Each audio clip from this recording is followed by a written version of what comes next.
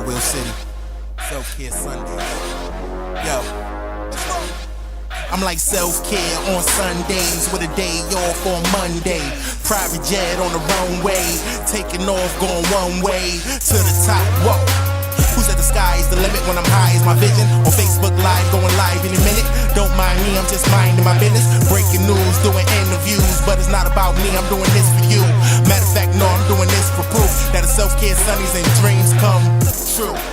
They really do. Hi, everyone, and welcome to this week's special two-part episode of the Self-Care Sundays podcast. We're excited for this week's guest, Kaytlin Bailey, but before we get started, I want to ask for your help supporting the podcast via Patreon. Patreon allows supporters of the show to donate a monthly amount to help with our costs, including monthly maintenance fees, and pay our audio engineer. We'd also like to raise enough money to hire a transcription service to make our episodes more accessible to everyone. If you'd like to help us out, please check out patreon.com/selfcaresundayspodcast. That's patreon.com/selfcaresundayspodcast.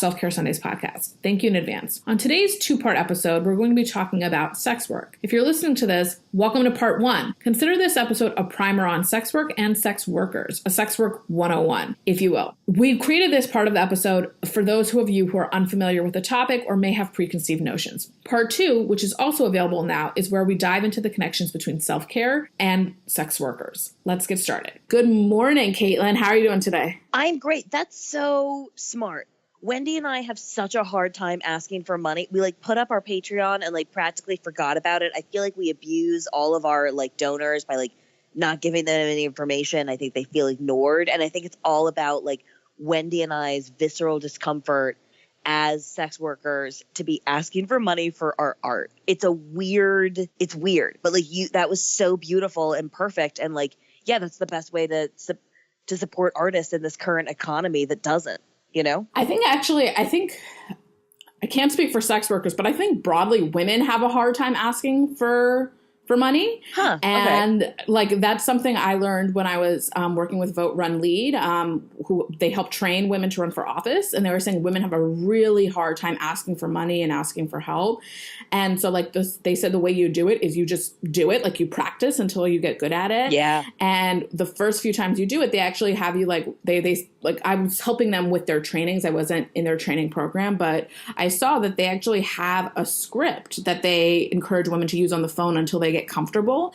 So as we were preparing for the episode, we actually wrote out that first part so that you're not fumbling, so there's consistency, and so you say it the way you mean to say it, but also because it's uncomfortable. Yeah, that makes sense. But anyway, it was well done, and I want to steal that from you and start incorporating it in the beginning of our episodes and asking for money directly and telling people how we're going to use that because we've got big dreams. Yes. Yeah. So you mentioned that you were a sex worker or a former sex worker, which I think was... Yeah, I like to open with that, right? I like to drop it real casual in the beginnings of conversations. Yeah. We've been doing brunch with my boyfriend and his civvy friends, and I'll just be like, as a sex worker, anyone who's having mimosas. It's my favorite way to bring it up, real cash. Yeah, so I actually realized that after we had met that I had actually never, I think, spoken to or met someone who I knew was a sex worker. I'm sure I met people who were sex workers and not known it. Yeah. And so I was and especially I think in our current political moment, I thought it would be important. And it was also a perspective we hadn't had on the show to represent. And I don't know if you saw it, but last night's cold open on SNL was actually with Stormy Daniels. We're recording this on May 6th. Wow. And so, yeah. I missed that, but I've got to go back and watch it. I think I read an article. We're going to get to our normal stuff, but since we're here, let's just go all the way down this rabbit hole. Yeah, sure. But I read an article in The Atlantic, which I thought was so interesting that they were saying we have our first truly porn star. Well, no, porn star president, yeah. But the premise was that we have such a shameless president for the first time, that a president truly without shame, that it makes sense that someone who is also shameless, I think in a positive way, like Stormy Daniels would be his match. That yes. He can't shame her because she doesn't have that thing. It speaks to so many of our anxieties, I think, as a culture. This moment and the power of the shame, women telling their stories without shame. And I think that it connects the Stormy Daniels movement to the Me Too moment and like the visceral, unexplored, violently repressed power of just women standing in their truth.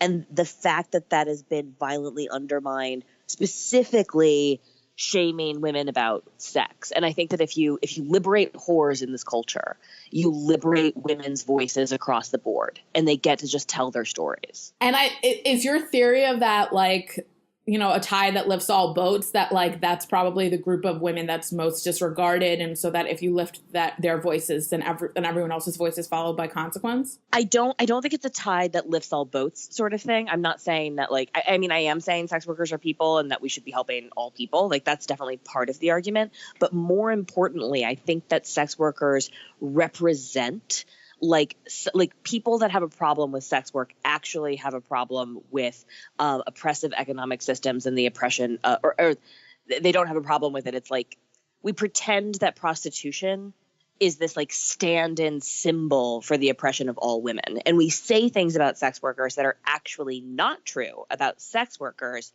but are true about a lot of other women. Like they get sexually exploited and financially abused. And it's like, no, you can just say that about women in the economy.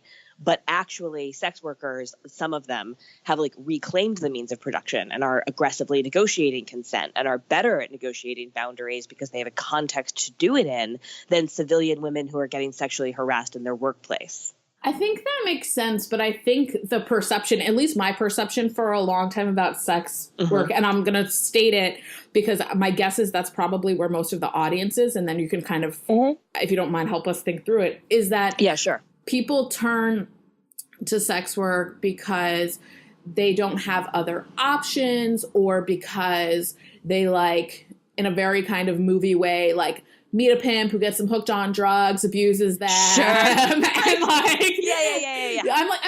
like, or like someone is very young and they're a runaway from home, and like, so these are the narratives I think people have in their heads. And why is that wrong? Well, it's not that it's wrong, right? Because like that is definitely sometimes true. But think about how many other times that's sometimes, I mean, think about like your own life, right? Like, did you ever feel exploited by a job that was just taking advantage of your like youthful naivete and like maybe misrepresenting what they were doing or what you could do? Or did you ever feel objectified at a job, or like your sexuality was being used in some way that like didn't really work for you? I mean, I know that most waitresses have had that experience. I know that I certainly had that experience as a Starbucks barista and also a political organizer. This idea that like, so everything that people have to say about the sex industry is sometimes true in the sex industry and so often true everywhere else. So I think what you're saying is two things. Is one is that narrative about sex workers is incomplete, and then two, that it's also not exclusive to sex workers. Yes, and that like, for example, we are hurting actually trafficked people and genuinely violently exploited people here in the U.S. by pretending that sex trafficking is what labor trafficking looks like. And it isn't. There are too many volunteers within sex work for there to be this narrative of like people being captured or held against their will violently in places. Like, that's really happening with migrant farm workers, and it's really happening with exploited family members who are working, you talk like nail salons or the food and bev industry, or like all of like labor trafficking is a real problem in the U.S., but it doesn't, like, sex trafficking is such a small non-representational part of it that all of these resources going into sex trafficking skews the narrative that we don't see like the real slavery that's happening all around us. That's really interesting. And I would also say, and I want to get back to this point because I think I like skipped over it in my own head. I think that sex workers are in fact like representative of some of the most marginalized people in society. And I do think that you see an overrepresentation within sex work of like trans people, people of color, migrants, religious ethnic minorities, because it is an act of desperation. But I also think that sex workers are like the point, or like the canary in the coal mine, and that, oppressive regimes will, historically speaking, test out like new methods of oppression on sex workers before expanding it to the larger population. And I think that we're seeing an example of that with SESTA and FOSTA. They're coming after porn, they're coming after escort booking sites, but they're not going to end there. Can you tell the audience what SESTA and FOSTA are? Totally. So this is a bill that FOSTA is the version that passed the House, SESTA passed the Senate. Trump signed this bill into law. It stands for Stop Enabling Sex Trafficking Act. And what it does is it shifts liability from individual posters on, or like individual users, onto platforms. So platforms like Facebook, like Reddit, like Google, like any Backpage. place that you go to on the internet, right? Backpage, exactly. So what it does is they're saying that they're trying to stop sex trafficking. But what they are actually doing is destroying the ecosystems that sex workers have built with words on the internet to keep each other safe and to keep each other informed. So like they've gone after Verify Him. They've gone after the places that sex workers go to verify clients and to screen clients and to set up appointments that work for them, to mitigate some of the dangers like violent clients, or even more likely and more scarily, accidentally running into a police officer that will often violently rape you and certainly arrest you, causing a cacophony of problems. Most sex workers report that they're more afraid of the police than they are of violent clients or of violent, like, quote unquote pimps, or whatever the state is calling pimps, which are often just like, a sex worker's boyfriend or roommate or friend. That's really interesting. Mm-hmm. If you look at the way that the law has been applied to sex workers, you'll see that we're living in like a police state. Yeah. It's interesting that it's like the stuff that has actually probably limited the things that people worry about. So for example, if you can directly access your client, it's like a direct to consumer model, right? Like the way Amazon is kind of, right? Like that's an equivalent.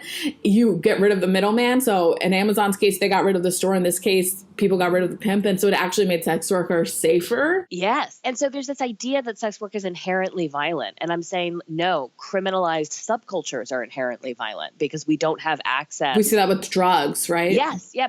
We're a criminalized class, and all of the problems that are associated with sex work are actually things that are associated with being a criminalized underground black market. But it is true, tell me if I'm mistaken, that sex workers have a higher rate or chance of being sexually assaulted, for example. 100%. And I actually experienced this within my own life. It's I started doing sex work when I was 17 because I was like a bored student. I come from money. I just, there weren't enough AP classes I wanted to start my own business. And you were like literally every parent's terror. That every parent is listening to this oh my God.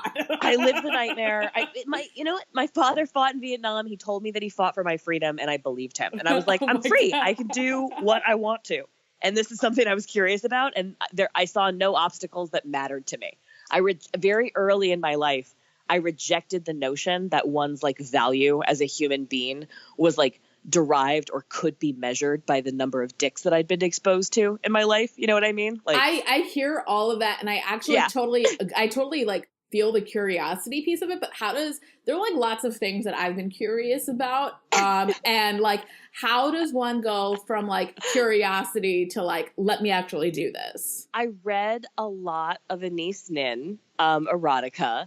I thought. So my original plan, like when I was 13 or something, right? I thought that you had to live in like New York or LA in order to be a prostitute. I thought that it was sort of like being an actress, that like that just wasn't around regular boring towns. I mean, now I realize that it's everywhere and it's the oldest profession for a reason. It's ubiquitous. But my original plan was to like go and put a nice hotel room and like a fancy outfit on a credit card, and then just sit in a bar and like debate men into giving me money. And how'd that work out? No, I never. I didn't do that. Like I thank God did more research beforehand. But what finally opened the doors and made things feel accessible to me is I Googled escort Raleigh, North Carolina, and I came across this messaging board, which is something that would have been removed by SESTA. And I read the FAQ section, and from there, I got a good sense of what the like standard operating procedures were. And I realized that I was able to screen clients. I understood what that protocol was. I understood how to protect myself in the room. I understood that it was okay to advocate for condoms for absolutely everything. I understood all of these things, and they all seemed designed to keep sex workers safe. So I posted up an ad, and I got a bajillion, it felt like, emails, and I started the screening process. And what operating from the internet did, and the reason that it revolutionized the sex industry and that women can talk about this as like an empowering thing, and the reason that we're all panicking about this legislation getting passed, is that enabled me to be in the deciding position. It allowed me to set boundaries and set rules. Whereas if you shift that math a little bit, if I'm like walking up and down street corners in the cold, and if I don't get another client, then me or my kids are going to go hungry that night, then that puts the buyer, the client, in the position of power, whereas the internet put me in the position of power. Your New York show, I think, was called Contagious. Contagious, yeah. So can you talk about like the vocabulary of sex work? So it's not just about reclaiming, obviously it's about reclaiming identities and freedoms, but like part of what it seems that you're doing is reclaiming language. Sure. The other part of it is that I'm a comic and not an activist. So like my obsession with, I like rhetoric, and I like the way that like cunt and a whore feel in my mouth. I mean, like the PC term is sex worker. That's what all of my sisters in arms and like, I'm going to call them cunty comrades are advocating for, is like, please use the language sex worker. But like as a comic and a storyteller, and like, I feel like I can reclaim like whore and cunt, like, I love those words. I like them as a storyteller. But I think also like at the vagina monologues, they have you scream the word cunt to reclaim it, Well, it's powerful. And it's like the goddess is powerful. This life energy is powerful. Like where we went wrong as a species, I think, was doing lineage through the patriarchal line instead of the matriarchal line, which is wrong and dumb because women are the ones having babies. Think about how many wars and like lineage conversations we could have solved if we were just like did things through the matriarchal line. You know what I mean? A. And then B was this like worshiping a male god. I don't understand why, because they can win arm wrestling contests on the reg. It doesn't make any sense. We have whole systems in our body that talk to the moon and each other. We make people with our body. There's nothing not magic about that. Before we wrap up part 1 here, I want to offer a special shout out to our patrons on Patreon. Their generosity makes our show possible and are a huge reason why you're hearing this episode today. We are especially grateful for the support of our super contributors, Vicky B, Rainu J, Brady K, Bill S, and Ember Shot. If you'd like to hear your name at the end of the show and support our podcast, please check out patreon.com/Self-Care Sundays podcast. Again, that's patreon.com/Self-Care Sundays podcast. And also give us a follow on Twitter at Self-Care Sundays and on Facebook at Self-Care Sundays. Kaytlin, where can people follow you? I'm on Twitter. That's my favorite. I'm also on Instagram. That happens sometimes. But they're both at Kaytlin Bailey, but my parents spelled my name wrong. So it's Kaytlin, Bailey, Bailey. And then you can please download the podcast, The Oldest Profession. We are also on Twitter and Instagram at Old Pro Podcast. And I perform all over the country and a bunch in New York. I'd like to thank the person who made our show art, Leo Horowitz, and the amazing artists who make our show music for Real City. On behalf of our producer, Jess Talwar, our audio engineer, Kato Zane, and myself, thank you for tuning in today, and we'll see you in part 2 of this episode, currently available anywhere Self-Care Sundays is streaming.